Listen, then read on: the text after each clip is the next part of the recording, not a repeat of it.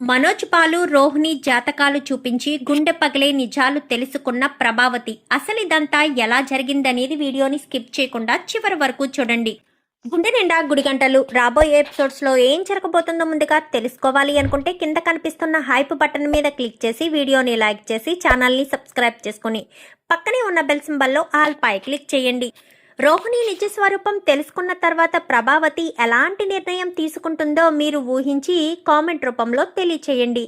ఇంకా మనోజ్ని పోలీస్ స్టేషన్లో పెట్టారు అన్న విషయం తెలుసుకున్న తర్వాత బాలు ఇటు సత్యం ఇద్దరు పరుగున వెళ్తారు. అప్పటికే అక్కడ అరుణ్ ఉండడంతో బాలుకి అరుణ్కి అసలే పడదు కదా. కోర్టుకి వెళ్ళి మీ అన్నయ్యను తీసుకువెళ్ళు అని చెప్పనేసరికి మా బాలుకి చాలా కోపం వస్తుంది. ఏం కొడుకులను కన్నావయ్యా అంటూ ఇంకా సత్యాన్ని కూడా కించపరచడంతో చాలా బాధపడుతూనే బయటికి వచ్చేస్తారు. ఈలోపు బాలుకు తెలిసిన ఒక ఇన్స్పెక్టర్ వస్తాడు. ఏంటి బాలు ఎలా వచ్చావు అని చెప్పాను కానీ, సార్ అది మా అన్నయ్య అని చెప్పాను కానీ మీ అన్నయ్య ఏం చేశాడు అనేసరికి జరిగిన విషయం అంతా చెప్తాడు. ఎవరు తీసుకొచ్చారు అనగానే అరుణ్ సార్ అనగానే అరుణ్ ఎందుకు తీసుకొస్తాడు, సరే నువ్వు ఇక్కడే ఉండు, నేను లోపలికి వెళ్ళి చూశాక నిన్ను పిలుస్తాను అనగానే లోపలికి వెళ్తాడు. ఏంటి అరుణ్ ఏంటి విషయం అని చెప్పాను కానీ, సార్ తాగి న్యూసెన్స్ చేస్తున్నాడు సార్, అందుకే తీసుకొచ్చి లోపల వేశాము అని చెప్పనేసరికి తాగి న్యూసెన్స్ చేస్తున్నాడు అని అంటున్నావు, ఆయన ఏమన్నా డ్రైవింగ్ చేశాడా అనగానే లేదు సార్ వెనకాల కూర్చున్నాడు అని చెప్పి పక్కన ఉన్న వేరే కానిస్టేబుల్ చెప్తాడు. వెనకాల కూర్చున్నందుకే తాగి న్యూసెన్స్ చేస్తున్నాడు అనగానే, సార్ వెళ్ళమని ఎంత చెప్తున్నా నా ఫ్రెండ్ని ఎందుకు ఆపారు అంటూ ఇంకా గొడవ చేయబోయేసరికి తీసుకొచ్చాం సార్ అనగానే, మరి వాళ్ళు ఎవరూ రాలేదా అనగానే, ఎవరూ రాలేదు సార్ అని చెప్పనేసరికి ఎవరూ రాలేదా, వస్తే పంపించేయచ్చు కదా అనగానే, ఎవరైనా వస్తే పంపించేస్తాం సార్, ఎవరూ రాలేదు అనేసరికి వచ్చారు కదా బాలు వాళ్ళ నాన్న ఇద్దరు వచ్చారు కదా, వాళ్ళ తమ్ముడు వాళ్ళ అన్నయ్య నాన్నను, నీకు ఏదైనా ఉంటే బయట చూసుకుంటారు, పోలీస్ స్టేషన్లో మీ పర్సనల్ గొడవలు పెట్టద్దు, అర్థమవుతుందా, కానిస్టేబుల్ బయట బాలు వాళ్ళ నాన్న ఉన్నారు, ఇద్దరిని లోపలికి రమ్మని చెప్పు అని చెప్పనేసరికి ఇంకిద్దరు లోపలికి వస్తారు. లోపలికి వచ్చిన తర్వాత అతని షర్ట్ ఏది అనగాని, ఇదిగోండి సార్ అని చెప్పనేసరికి ఇదిగోండి జాగ్రత్తగా చూసుకో బాలు అని చెప్పాను కానీ, సరే సార్ అని చెప్పి ఇంకా మనోజ్ని తీసుకుని ఇంటికి వచ్చేస్తారు. ఇంటికి వచ్చేసేసరికి ప్రభావతి ఇంటి దగ్గర కూర్చుని మనోజ్ ఎలా అయ్యిందని తెలుసుకుని చాలా బాధపడుతూ ఉంటుంది. మనోజ్ రావడంతో ఇంకా ప్రభావతి ఎంతో బాధపడుతూనే పైకి తీసుకెళ్లి పడుకోబెడుతుంది. ఇంకా కిందకొచ్చాక నా కొడుకుకి ఇలాంటి పరిస్థితి తీసుకొచ్చింది అది అంటూ ఇంకా రోహిణిని పట్టుకుని తిడుతూ ఉంటుంది. ఎందుకు ప్రభా, అసలు రోహిణిని ఇంట్లోంచి బయటికి పంపించి నువ్వే తప్పు చేశావు, అలాంటి తొందరపాటు నిర్ణయం తీసుకోకుండా ఉండాల్సింది, ఆ అమ్మాయి ఏదో చెప్పడానికి ప్రయత్నం చేసింది, నేను చెప్పేది ఒక్కసారి వినండత్తయ్య అంటూ చెప్తూనే ఉంది, అయినా సరే నువ్వు వినిపించుకోకుండా ఆ అమ్మాయిని గసురుతూ అక్కడి నుంచి పంపించేశావు.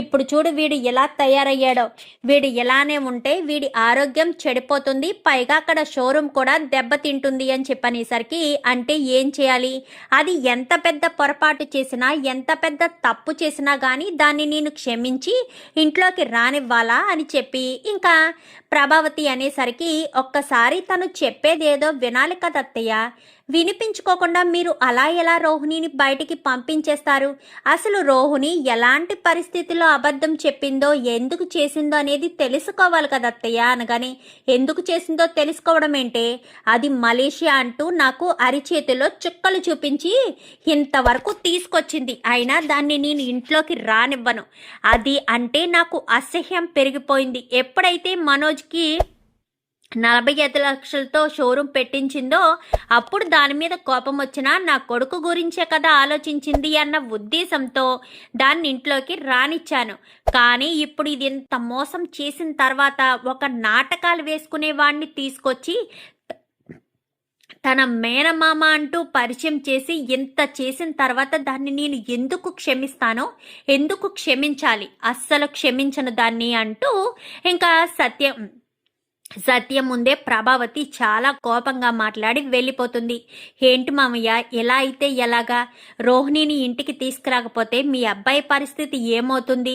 మీ అబ్బాయి చూసారా ఎలా ఉన్నారో అని చెప్పాను. కానీ అదేనమ్మా మీనా, నాకు అదే అర్థం కావట్లేదు. వాడి పరిస్థితి చూస్తుంటే నాకు భయమేస్తుంది. ఈ ప్రభ ఏమో నా మాట వినిపించుకోవటం లేదు.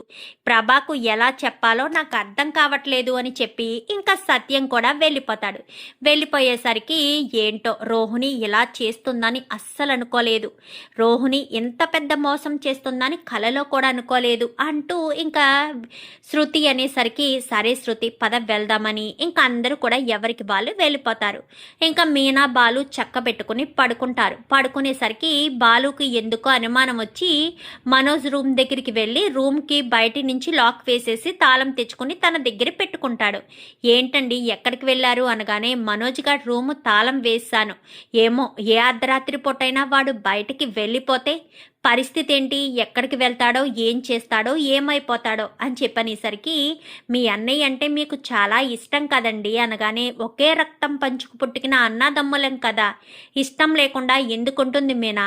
వాడు బాధపడుతూ ఉంటే నేను మాత్రం బాధపడినా అనగానే కానీ మీరు బాధపడుతూ ఉంటే మీ తమ్ముడు మీ అన్నయ్య మాత్రం బాధపడడండి అనేసరికి వాడిలా నేను ఎందుకుంటాను?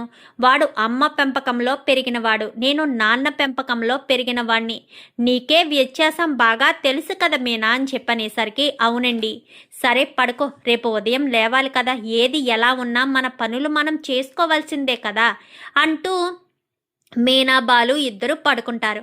మరుసటి రోజు ఉదయాన్నే మనోజ్ కాస్త తలుపులు కొడుతూ ఉంటాడు. అప్పటికే అందరూ హాల్లో ఉండి టీ తాగుతూ ఉంటారు. కొడుతూ ఉండేసరికి ఏంటి వాడు తలుపులు కొడుతున్నాడేంటి, తలుపులు రావడం లేదా ఏంటి అనగానే ఏమండి రాత్రి మీరు తాళం వేశారు కదా, వెళ్ళి తాళం తీయండి అనేసరికి ఏంట్రా వాడిని రూమ్లో పెట్టి తాళం వేయడం ఏంటి? ఏమో నాన్న, ఎవరికి తెలుసు, ఏ అర్ధరాత్రి పూటైనా వాడికి మెలకు వచ్చి రోహిణి నన్ను మోసం చేసింది, నాకు అబద్ధం చెప్పింది అంటూ రోడ్లు పట్టుకుని వెళ్ళిపోతే పరిస్థితి ఏంటి? ఇప్పటికే ఒకసారి వెళ్ళినందుకు పోలీస్ స్టేషన్లో పడ్డాడు. ఏదో ఆ సమయానికి తెలిసిన ఇన్స్పెక్టర్ రావడం వల్ల ఇంటికి వచ్చాము, లేదంటే వచ్చేవాళ్ళమా అనగానే అది నిజమేలే అని చెప్పి రవి అంటాడు. ఇంకా మనోజ్ కిందకు వచ్చిన తర్వాత ఏడ్రా తలుపు వేసావో అనగానే నువ్వు నిన్న ఏం చేసావో నీకేమైనా తెలుసా? నిన్ను ఎక్కడని వెతకాలి, ఏమైపోయావని వెతకాలి, అందుకే తాళం వేసి ఇంట్లో జాగ్రత్తగా పెట్టాము అని చెప్పి ఇంకా బాలు అనేసరికి ఇంకా అందరూ కింద ఉండగానే మనోజ్ కిందకి వస్తాడు. కిందకి వచ్చి అమ్మ టీ కావాలి అనేసరికి వెంటనే మీనా గబగబా వెళ్ళి ప్రభావతి చెప్పకముందే వెళ్ళి టీ తీసుకొచ్చి ఇస్తుంది. ఇచ్చేసరికి అక్కడే కూర్చుని టీ తాగుతూ ఉంటాడు. ఇంక ఈ లోపు కామాక్షి ప్రభావతికి ఫోన్ చేస్తుంది. వదినా అని చెప్పాను కానీ చెప్పొదినా అనేసరికి నువ్వు కనుక్కోమన్నావు కదా వదినా, కనుక్కున్నాను అనేసరికి సరే ఇప్పుడే బయలుదేరి వస్తున్నాను అని చెప్పి ఇంకా ప్రభావతి కాస్త గబగబా తన గదిలోకి వెళ్ళి అంటే పిల్లల నలుగురు జాతకాలు ఒకే చోట కవర్లో పెట్టుంటాయి, అక్కడ విడదీసి పెట్టుకురావాలి. కానీ ప్రభావతి ఏం చేస్తుందంటే కవర్ని అలా హ్యాండ్ బ్యాగ్లో పెట్టేసుకుంటుంది. ఎక్కడికి వెళ్తున్నావు ప్రభా అని చెప్పనేసరికి స్వామీజీ దగ్గరికి వెళ్తున్నానండి అని చెప్పి ఇంకా ప్రభావతి కాస్త గబగబా బయటికి వెళ్ళిపోతుంది. ఎందుకంటే బయట కామాక్షి ఆటోలో ఎదురు చూస్తూ ఉంటుంది. తెస్తున్నావా నేను అనగాని అన్నీ తెస్తున్నాను వదినా అని చెప్పి గబగబా వెళ్ళేసరికి జాతకాలన్నీ తీసుకొచ్చావా అనగానే తీసుకొచ్చాను అనగానే సరేనని ఇంకా స్వామీజీ దగ్గరికి బయలుదేరి వెళ్తారు. ఇంకా అలా వెళ్ళిన తర్వాత ఇప్పుడు అర్జెంటుగా జాతకాలు ఎందుకు చూపించాలనుకుంటున్నావు అని చెప్పనేసరికి రోహిణికి మనోజ్కి విడాకులు ఇప్పిద్దామని అని చెప్పాను. కానీ ఏం మాట్లాడుతున్నావు వదినా, మనోజ్ జాతకం చూపిస్తాను అంటే ఏమో అనుకున్నాను కానీ విడాకులు ఇప్పించడం ఏంటి, ఏం మాట్లాడుతున్నావో ఏదైనా అర్థమవుతుందా? అసలు వాళ్ళిద్దరికీ విడాకులు ఇప్పించాలన్న ఆలోచన రావడం ఏంటి వదినా? ఈ విషయం అన్నయ్యకి చెప్పావా అనగానే ఎవ్వరికీ చెప్పలేదు. అయినా వాళ్ళిద్దరికీ పెళ్లి చేసింది నేను, వాళ్ళిద్దరూ కలిసి ఉండాలా వద్దా అని నిర్ణయం తీసుకోవాల్సింది కూడా నేనే అంటూ ఇంకా ప్రభావతి మాట్లాడేసరికి లేదొదినా తప్పు చేస్తున్నావు, వాళ్ళిద్దరినీ విడదీసింది నువ్వు అంటూ మాట్లాడతావేంటి?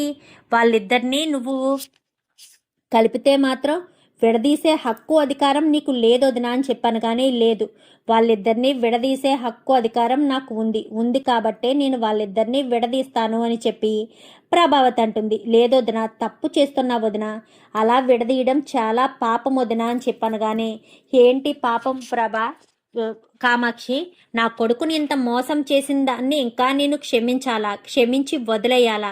ఎట్టి పరిస్థితుల్లో వదిలిపెట్టను అని చెప్పి ప్రభావతి కాస్త స్వామీజీ దగ్గరికి వెళ్దామని ఇద్దరు ఆటో దిగి స్వామీజీ దగ్గరికి వెళ్తారు. వెళ్ళేసరికి నమస్కారం స్వామీజీ అని చెప్పనగానే కూర్చోండమ్మా అని చెప్పనేసరికి ఏ పని మీద వచ్చారు అనగానే నా కొడుకుకి ఒక అమ్మాయితో పెళ్లి జరిపించాను స్వామి, కానీ ఆ అమ్మాయి చాలా పెద్ద అబద్ధం చెప్పింది. నా కొడుకుతో పాటు కుటుంబాన్ని మొత్తం మోసం చేసింది. ఇప్పుడు నా కొడుకు జీవితంలోంచి తనను తప్పించాలనుకుంటున్నాను.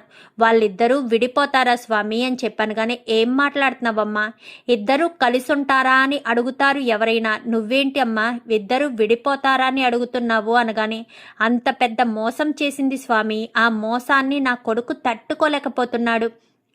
వాళ్ళిద్దరూ విడిపోతారా లేదా చెప్పండి స్వామి అని చెప్పాను కానీ సరేనమ్మా, నీ తృప్తి కోసం నా దగ్గరికి వచ్చావు కదా చెప్తాను అంటూ ఇంకా వెంటనే స్వామీజీ కాస్త ఆ జాతకం తీసుకుంటాడు. అమ్మాయి జాతకం కూడా తీసుకొచ్చావమ్మా అనగానే తీసుకువచ్చాను స్వామి అని చెప్పి ఇంకా అమ్మాయి జాతకం కూడా ఇచ్చేసరికి ఫస్ట్ అమ్మాయి జాతకం చూస్తాను అనగానే ఏంటమ్మా ఈ అమ్మాయికి ఇది మొదటి పెళ్ళ అని చెప్పనేసరికి కాదు స్వామి, అవును స్వామి ఇదేం మొదటి పెళ్ళి అనగానే లేదమ్మా, ఆల్రెడీ ఈ అమ్మాయికి వైదివ్యం ఏర్పడింది. వైదివ్యంలో 8 సంవత్సరాలు గడిపిన తర్వాతే నీ కొడుకుతో బంధం ముడిపడింది. మీ అమ్మాయి ఇద్దరికీ పెళ్లి జరిగి ఎన్నాళ్ళయింది అనగానే సంవత్సరం దాటింది కదా అని చెప్పనేసరికి అవును స్వామి సంవత్సరం దాటింది స్వామి అని చెప్పి ప్రభావతి చెప్తుంది. అంతే, నేను చెప్పింది 100% నిజం. ఈ అమ్మాయికి ఆల్రెడీ పెళ్లి గడియ తనకు 18వ ఏటనే వచ్చింది. అప్పుడే తన జీవితంలో బంధం ఏర్పడింది. అలా ఏర్పడిన బంధం సంవత్సరం కాలం మాత్రమే నిలబడి ఆ తర్వాత ఆ బంధం శాశ్వతంగా దూరమయ్యింది. 8 సంవత్సరాలు ఆ అమ్మాయి వైదివ్యంతో ఉంది. అప్పుడే ఆ అమ్మాయికి ఒక సంతానం కూడా జరిగింది అనేసరికి ఒక్కసారిగా ప్రభావతి షాక్ అయిపోతుంది. ఏంటి స్వామి, ఏంటి మీరు చెప్పేది? అంటే తనకు పెళ్ళయి ఆల్రెడీ బిడ్డ ఉన్నాడు అని అంటున్నారా అనగానే నేను చెప్పింది అక్షరం పొల్లిపోకుండా జరుగుతుంది. హే కామాక్షి, నీకు తెలీదా ఏంటి అనగానే తెలుసు స్వామి, అందుకే నేను మిమ్మల్ని ఇక్కడికి తీసుకొచ్చాను. నాకు ఎన్ని హాస్పిటల్కి వెళ్ళినా సంతానం కలగదని చెప్పారు. మీరు చెప్పిన మాట పెడచెవును పెట్టి చాలా మందులే వేసుకున్నాను, కానీ ఎక్కడా సంతాన ప్రాప్తి జరగలేదు. నేను గత జన్మలో చేసిన పాపమే నన్ను వెంటాడి సంతానం లేదు అని చెప్పారు. నా విషయంలో అయితే జరిగింది స్వామి, అలాగే మరొకరి విషయంలో కూడా జరిగింది స్వామి, అందుకే నమ్మకంతో ఇక్కడికి తీసుకొచ్చాను అనేసరికి చూడమ్మా, నేను చెప్పింది 100% నిజం. ఈ అమ్మాయికి ఆల్రెడీ పెళ్లి జరిగింది, వైదివ్యం కూడా ఏర్పడింది. తర్వాతే నీ కొడుకుతో బంధం ఏర్పడింది. కానీ ఈ బంధం కూడా శాశ్వతంగా ఉండదు, విడిపోయే బంధమే. ఇది పట్టులేని బంధం. ఆ అమ్మాయి ఏ భర్తతో కూడా సంవత్సరం దాటిన తర్వాత కలిసి ఉండే యోగం లేదు. అది ఒకటి వైదివ్యమైనా ఏర్పడుతుంది, లేదంటే వియోగమైనా ఏర్పడుతుంది. నీ కొడుకుతో వియోగం రాసి పెట్టుంది, అందుకే నీ కొడుకు నుంచి విడిపోబోతుంది అని చెప్పనేసరికి మరి నా కొడుకు జీవితంలో మరొక అమ్మాయి వస్తుందా స్వామి అంటూ మనోజ్ జాతకాన్ని కూడా చూడమని చెప్తుంది. తనకు చేసిన పాపం వెంటాడుతూనే ఉంది కదమ్మా, తన జీవితంలో ఎవరొచ్చినా తనకు బాధలు తప్పవు అని చెప్పాను కానీ నా కొడుకు ఏ తప్పు చేయలేదు స్వామి అని చెప్పనేసరికి ఎందుకు తప్పు చేయలేదమ్మా, ఒకరు ప్రాణం పోవడానికి కారణమయ్యాడు, ఒక నిండు ప్రాణాన్ని తీసేశాడు. అప్పుడు తను చేసింది నేరమనే కదమ్మా, ఒక ప్రాణి చనిపోవడానికి కారణమనే కదా అని చెప్పాను కానీ ఏమంటున్నారు స్వామి అని చెప్పాను కానీ అవునమ్మా, కొన్ని సంవత్సరాల క్రితం అంటే తను బాల్య వయసులో ఉన్న సమయంలోనే తను ఒక నిండు ప్రాణాన్ని తీసేశాడు అంటూ ప్రభావతికి చెప్తాడు. చెప్పేసేసరికి ప్రభావతి షాక్ అయిపోతుంది. ఏంటొదినా, మనోజు ఒకరి ప్రాణం తీసేశాడా? ఏమంటున్నారు స్వామి అనగానే అదే నాకు అర్థం కావట్లేదు. స్వామి చెప్పేవన్నీ కూడా నేను ఊహించనివి, నేను విననివే చెప్తున్నారు అనగానే, లేదు వదిన, స్వామి ఏం చెప్పినా కానీ కరెక్ట్గా చెప్తారు. 100% కరెక్ట్గా చెప్తారు. ఆయన మాటల్లో, ఆయన పలికే పదాల్లో ఎలాంటి సత్యం అసత్యం ఉండదు. సత్యమే పలుకుతారు. ఎప్పుడూ నిత్య సత్యమే పలుకుతారు అని చెప్పనేసరికి, మరి కొన్ని సంవత్సరాల క్రితం అనేసరికి తన పెద్ద కొడుకు బలరాం గుర్తొచ్చేసరికి వెంటనే ఇంకో కవర్లోంచి ఇంకొక జాతకం తీస్తుంది. ఇదెవరి జాతకం వదినా అని చెప్పాను. కానీ బాలుగాడి జాతకం అనేసరికి, బాలు జాతకం కూడా తీసుకొచ్చావా అనగానే, తీసుకొచ్చాను అనేసరికి, ఈ జాతకం చూడండి స్వామి అని చెప్పాను. కానీ ఈ జాతకం చాలా బాగుంది. కొన్ని సంవత్సరాలుగా తల్లి ప్రేమ దక్కక ఎంతో తల్లడిల్లిపోతుంది ఈ ప్రాణం. చెయ్యని తప్పు నెత్తి మీద వేసుకుని తల్లికి కుటుంబానికి చాలా దూరంగా ఉన్నాడు. కానీ ఇప్పుడు తల్లి దగ్గర ఉన్నా కానీ తల్లి ప్రేమ మాత్రం దక్కలేదు. అర్థం చేసుకునే భాగస్వామి వచ్చింది. తల్లి ప్రేమను మరిపించేటట్టుగా ఆ భాగస్వామే అతనిని చూసుకుంటుంది అని చెప్పి స్వామీజీ చెప్పేసేసరికి, మరి అబ్బాయి చిన్నప్పుడు ఏ ప్రాణం పోవడానికి కారణం అవ్వలేదా స్వామి అని చెప్పాను. కానీ ప్రాణం పోవడానికి కారణం అవ్వలేదు. ఆ నేరం తన నెత్తి మీద వేసుకుని తను జీవితాంతం చెయ్యని తప్పుకు శిక్ష అనుభవిస్తూనే ఉన్నాడు, ఎప్పటికీ అనుభవిస్తూనే ఉన్నాడు అని చెప్పనేసరికి ప్రభావతికి అర్థమైపోయి ఇంకా బలరాము ప్రాణాలు పోవడానికి కారణం మనోజే గాని బాలు కాదు అన్న విషయం తెలుసుకుని, ఇంకా ప్రభావతి అయితే ఆ 3 జాతకాలు దగ్గర పెట్టుకుని, చూడమ్మా, నేను చెప్పింది 100% నిజం, అబద్ధమైతే కాదు. తెలుసుకుంటే నీకు అన్ని విషయాలు తేట తెల్లంగా తెలుస్తాయి.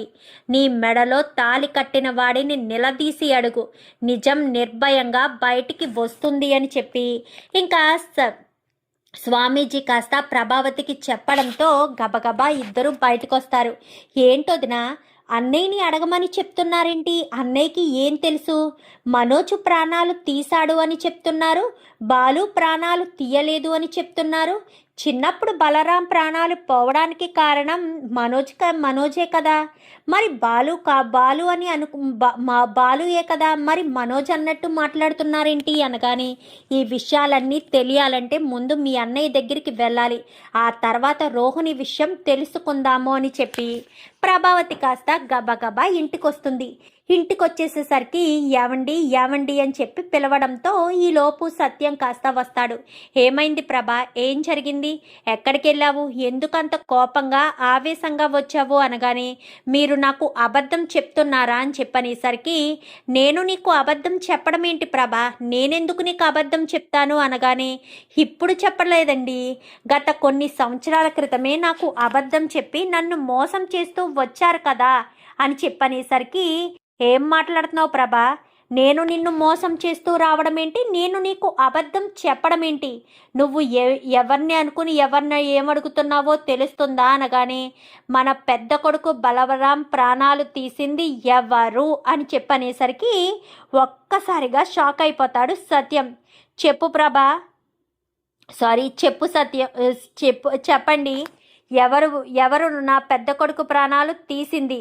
బాలు కాదు కదా, మనోజే కదా అని చెప్పనేసరికి, అది ప్రభ అనగాని, ఎందుకండి నా దగ్గర ఇంకా అబద్ధం చెప్పాలని చూస్తారు, ఇంకా నన్ను మోసం చెయ్యాలని చూస్తారు? మీరు నన్ను మోసం చేస్తే, అబద్ధం చెప్తే నేను ఎలా తట్టుకుని ఉంటాననుకున్నారు? మీరు నాకు ఎంత అన్యాయం చేస్తారని కలలో కూడా అనుకోలేదు. మీరు నన్ను ఎంత మోసం చేస్తారని అస్సలు ఊహించలేదు. మీరు చేసిన ద్రోహానికి, మోసానికి అసలు మిమ్మల్ని అని చెప్పనేసరికి, ఏంటి ప్రభా, ఈ విషయం నీకెలా తెలిసింది అనగానే, స్వామీజీ దగ్గరికి వెళ్ళామన్నయ్య, ఆయన జరిగినట్టు చెప్పారు. మనోజే చిన్నప్పుడు ఒకళ్ళ ప్రాణాలు తీశాడు అని చెప్పారు. బాలు ఆ నేరం నెత్తి మీద వేసుకున్నాడు అని చెప్పాడు అని చెప్పనేసరికి, ఈలోపు బాలు రానే వస్తాడు. ఏమైంది, ఏం జరిగింది అనేసరికి ఇంకా బాలుని పట్టుకుని ప్రభావతి ఏడుస్తూ ఉంటుంది. బాలుకేమీ అర్థం కాదు. ఏమైంది, ఏం జరిగింది నాన్న అని చెప్పనగానే, ఏం జరగడం ఏంటి, ఇన్ని రోజులు నువ్వు కూడా నన్ను మోసం చేసావు కదరా. నువ్వే ఏ అబద్ధం చెప్పవు, మోసం చెయ్యవు అనుకున్నాను. కానీ నువ్వు ఇంత పెద్ద మోసం చేస్తావని కలలో కూడా అనుకోలేదు అంటూ ఇంకా ప్రభావతి బాలుని నిలదీస్తుంది. నేనేం చేశాను? నేనేం అబద్ధం చెప్పాను? నేనేం మోసం చేశాను? మీ అన్న ప్రాణాలు తీసింది నువ్వు కాదు కదరా, మనోజే కదా. మనోజ్ చేసిన నేరాన్ని నీ నెత్తి మీద వేసుకుని జైలుకి వెళ్ళావా అని చెప్పనేసరికి ఒక్కసారిగా సత్యం వంక చూస్తాడు. నేను చెప్పలేదురా, మీ అమ్మే తెలుసుకుని వచ్చి నన్ను నిలదీసింది అనేసరికి ఎందుకురా చెప్పలేదు అని చెప్పి ప్రభావతి కింద కూర్చుని గుండెలు పగిలేలా ఏడుస్తూ ఉంటుంది. నువ్వెలా తట్టుకోలేవు అన్న ఉద్దేశంతోనేనమ్మా చెప్పలేదు. నీకు పెద్ద కొడుకు అంటే ఎంత ఇష్టమో తెలుసు. అయినా సరే అన్నయ్య ప్రాణాలు తీసింది నేను అని తెలిస్తే నీకు అంతగా బాధ అనిపించదు. ఎందుకంటే నేనంటే నీకు ముందు నుంచి ఇష్టం లేదు కాబట్టి. అదే మనోజ్ అన్నయ్య ప్రాణాలు తీశాడు అన్న విషయం తెలిస్తే నన్ను ఎలాగా దూరం పెట్టావు, మనోజ్ అన్నయ్యని కూడా జైలుకు పంపిస్తావు. మనోజ్ అన్నయ్యని నువ్వు అరెస్ట్ చేయిస్తావు. అరెస్ట్ చేయించడం వల్ల ఎంత నష్టం జరుగుతుందమ్మా. నేను ఎలాగా నీకు ఇష్టం లేని కొడుకునే కదా, అందుకే నిజం చెప్పలేకపోయాను. నీ కడుపును పుట్టిన పిల్లలందరూ కూడా ఇలాంటి వాళ్ళు అని నువ్వు ఎంతగానో బాధపడతావు అన్న ఒకే ఒక్క కారణం చేతే నేను నిజాన్ని బయట పెట్టలేకపోయాను అంటూ అసలు విషయం కాస్త చెప్పేసేసరికి ప్రభావతి బాలుని పట్టుకుని తెగ ఏడుస్తూ ఉంటుంది. ఎంతగానో వేదన చెందుతూ, ఎంతగానో రోదన పడుతూ, ఇంకా చాలా బాధపడుతూ ఉంటుంది. ఇంకా ప్రభావతి అయితే అంత బాధపడి బాలుని దగ్గరికి తీసుకుంటుంది. ఇంకా తన ఫోర్ హెడ్ మీద ముద్దు పెట్టి ఇంకా బాలుని దగ్గరికి తీసుకొని హత్తుకుని మీనాని కూడా హత్తుకుంటుంది. ఇంకా ఇద్దరిని కూడా హత్తుకునేసరికి ఇంకా ఎంతో సంతోషంగా ఇంకా సత్యం, శృతి, రవి, సత్యం చాలా హ్యాపీగా ఉంటారు. ప్రభావతిలో ఎప్పటికైనా మార్పు వస్తుందన్న ఆశ వదిలేసుకున్నాను. మళ్ళీ ఇప్పుడు ఆశ నాలో చిగురించింది. ప్రభావతి బాలుని మళ్ళీ దగ్గరికి తీసుకుంది. ఇన్ని రోజులు తల్లి ప్రేమ దూరమయ్యి బాలు ఎంతగా తల్లడిల్లిపోయాడో ఇప్పుడు ప్రభావతికి అర్థమవుతుంది. పాపం ఇన్ని సంవత్సరాలుగా చెయ్యని తప్పుకు శిక్ష అనుభవిస్తూ బాలు ఎంతో క్షోభను అనుభవించాడు. ఈ క్షోభ అంతా వాడికి లేకుండా పోయింది. బాలు ఎంతో సంబరంగా ప్రభావతితో చాలా హ్యాపీగా అయితే ఉండేసరికి ఇంకా సత్యం అయితే చాలా సంబరపడతాడు. ఇన్ని రోజులు నిజం చెప్పకుండా దాచిపెట్టి తప్పు చేశారేమో మామయ్య అని చెప్పి మీనా అనగానే, నిజం చెప్పినా ప్రభావతి నమ్మేది కాదు మీనా. ఇప్పుడు ప్రభావతి నమ్మాల్సిన సమయం వచ్చి ఎవరు చెప్తే నమ్మాలో వాళ్ళు చెప్తేనే నమ్మింది కాబట్టి సరిపోయింది. లేదంటే ప్రభావతి నమ్మేది కాదు అంటూ ఇంకా సత్యం అయితే మీనాకు చెప్తాడు. అవును నాన్న, ఇన్ని రోజులు మా దగ్గర కూడా విషయం దాచిపెట్టావు అనగాని నీకు నిజం చెప్పినా చెప్పకపోయినా బాలు మీద నీకు అమితమైన ప్రేమ ఉంది కదా. బాలుకి నీ మీద కూడా ఉంది. కానీ చెయ్యని తప్పుకు శిక్ష అనుభవించిన బాలు మీద మాత్రం మనోజ్కి ఎప్పుడూ కోపంగానే ఉండేది. ఏంటో నేను అనుభవించాల్సిన శిక్ష వాడు అనుభవిస్తున్నాడే అన్న కొంచెం కూడా కృతజ్ఞత లేదు వాడికి అంటూ మాట్లాడేసరికి, వాడు పెరిగింది అమ్మ పెంపకంలో కదా నాన్న, అందుకే అలా ఉన్నాడు అని చెప్పి రవి అయితే అంటాడు. ఇంకా అందరూ కూడా చాలా హ్యాపీగా ఉండేసరికి ప్రభావతి కొడుకుని క్షణం కూడా వదిలిపెట్టదు. ఇంకా బాలుని పట్టుకుని ఎంతగానో బాధపడుతూ ఏడుస్తూ తన ప్రేమను సైతం చాటుకుంటుంది ప్రభావతి అయితే. అలా ప్రేమను సైతం చాటుకునేసరికి చాలా సంతోషంగా ప్రభావతి, మీనా, బాలు, సత్యం అందరూ కూడా చాలా హ్యాపీగా ఉంటారు. ఇంకా మనోజు ఇటు రోహిణి ఏమో అక్కడ ఉంది కదా. మనోజ్ అయితే ఇన్ని రోజులు అమ్మ ప్రేమ ఉంది, అమ్మ సపోర్ట్ ఉంది, ఇప్పుడు అమ్మ ప్రేమ లేదు, అమ్మ సపోర్ట్ కూడా ఇంకా నాకు ఉండదు అని మనోజ్ కాస్త బెంగ పెట్టుకుని ఇంకా అమ్మ అని పిలిచనేసరికి, ఇంకా నన్ను నువ్వు అమ్మ అని పిలవద్దురా, ఇన్ని సంవత్సరాలుగా వీడు తప్పు చేస్తే నువ్వు తప్పు చేస్తే వీడికి శిక్ష అనుభవించేటట్టు చేశాను, ఇక మీదట నువ్వు శిక్ష అనుభవించాలి అంటూ ఇంకా మనోజ్ను కాస్త చీదరించుకుంటుంది ప్రభావతి. అయితే చూద్దాం మరి రాబోయే ఎపిసోడ్స్లో ఇలాగే జరగాలని మీరు కూడా కోరుకుంటే కామెంట్లో ఎస్ అని టైప్ చేసి రోహిణికి ప్రభావతి ఎలాంటి శిక్ష విధించాలనేది కామెంట్లో తెలియచేయండి. Thank you for watching.